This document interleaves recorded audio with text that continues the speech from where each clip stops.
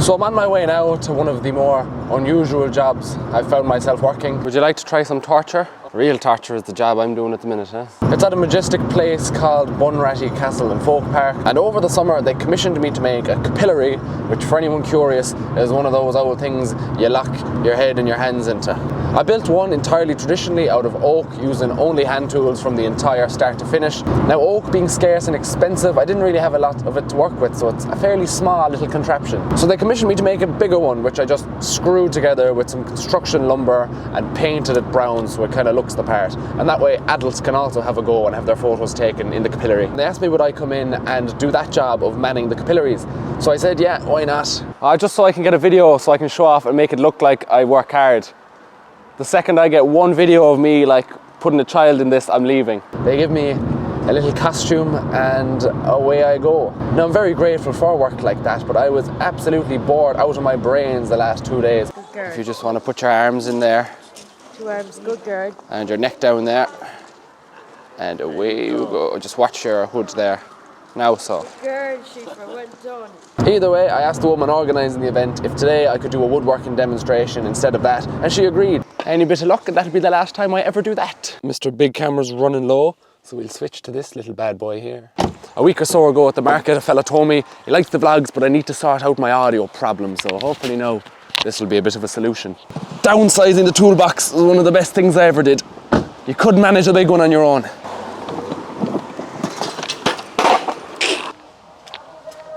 So alongside the castle is a collection of these vernacular cottages that were taken apart, stone by stone, numbered and rebuilt here in Bunratty. Just after grabbing a fast breakfast and a cup of tea, now we're going to get set up. Behind me is the blacksmith shop, and that's where I'll be operating out of for the day.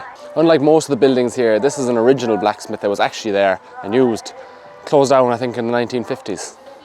Hello. Got the shave horse set up, box of old tools, going to do the reliable make handle for axe head. Lovely turf fire going there now to heat the place up.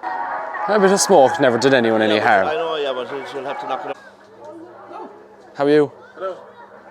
So it's a bit smoky in here. People are inclined to not bother coming in, scared of a bit of smoke, but we'll drive on. Starry, starry night. How's it going, folks? Come on in, don't be a stranger. I'm carving a piece of ash to make it a suitable handle for an axe. You're not much good without a handle.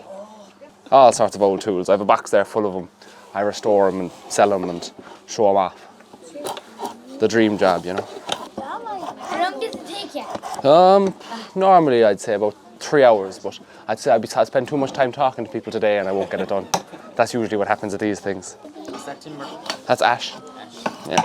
Not too much of ash left now? There's actually a load of it at the minute because it's all falling down. But 20 years now there won't be, yeah, ash dieback. But that's why there's so much timber. All the trees are dying. So this timber's good to make, Yeah, it's flexible, shock resistant. It's wonderful timber. But yeah, 20 years now it'll be hard to come by. So stock up on ash. I don't make the heads. The blacksmith would usually do that, but he's not here. Hello. This is the life now, lads. Getting paid to sit down and do what you love, huh?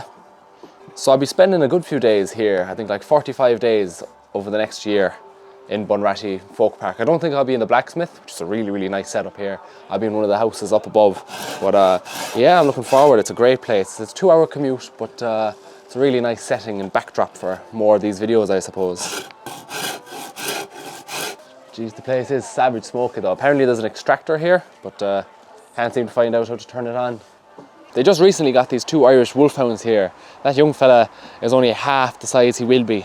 He's 6 months old. On my lunch break at the minute, having a quick walk about. I really do like strolling about here. They have a lot of proper vintage traditional furniture. Now this beautiful old dresser here, I hope to make something like this fairly soon. You see a lot of these in all the houses. There's a few lovely chairs about the place as well. Let me show you the table you're propped up on there. They were so tight on space that the table would have only been lowered down for meals. They have an old curragh parked up here. It's been a few months now since we were out on our own one. I wonder how it's doing. Has it rotted away on me yet? So there's about an hour left in the day here. Got our handle looking fairly well. Just need sandpaper and a wedge, but I don't have either of those, so this is as far as we're going today. So we're working out of the forge today. Next time I'm here, I'll be working out of the Shannon Cottage, so I'll show you that now. So this is the Shannon Cottage. It used to stand where the runway at Shannon Airport is now, but was disassembled stone by stone, and put back up right here in Bunratty Castle and Folk Park. Next time I come back, I'll be operating out of here. Today it's been used for something a little bit more sinister. How are you? Dying. Microphone's died, so we're back onto the built-in mic, so you probably noticed a bit of a drop there. But yeah, hopefully you enjoyed the improved sound quality. Off them new mics. Yeah, this place really is smoky. Yeah. During the daytime, the castle is open to visitors, but around about 4:30, access is closed off to the public, and it's used for the medieval banquet. I'd love to meet somebody who's still cutting stone like that. So that's pretty much how our bank holiday weekend in Bunratty Castle went down. We're back here now in our workshop on a West Tuesday afternoon, and I spent the whole morning catching up on the last 2 weeks worth of editing. Up until last week, I haven't posted content to Facebook, but what people have started doing is downloading my content from YouTube and TikTok, uploading it on Facebook, pretending to be me. And one of these accounts in particular has soared to 250,000 followers. I had a meeting this morning trying to resolve one of the biggest issues going on in my career at the moment, and that's imposters. If we go to Facebook here and search Pint of Plain, this is the first thing that comes up. 21 Cork, Ireland. 22 now. So they're not even up to date. Oh, I've got 32 reviews. Let's see what people say. Fake profile. Down to earth, old school tradesman. Jack of all trades. Thank you, Bill Weir. Stolen content. Find the real creator. Okay, so thank you to those of you out there who are spreading the good word. But some of the views he's after getting, or I'm after getting I should say, have just gone mad. Like 161,000 likes, 4.5 million views, 1 million views, 4.8 million views. I didn't know there was this many people watching Facebook Reels. 2 million views, 8 million views, 3 million views. It just goes on and on and on. This is insane. And there's all these different accounts. It's very frustrating. In Ireland, we don't have the TikTok Creator Fund, so we can't make any money off our views. I'm assuming all the accounts here are monetizing these videos. They're probably in countries where they can monetize, so they're happy out making a fortune, and all they're doing is copy pasting videos.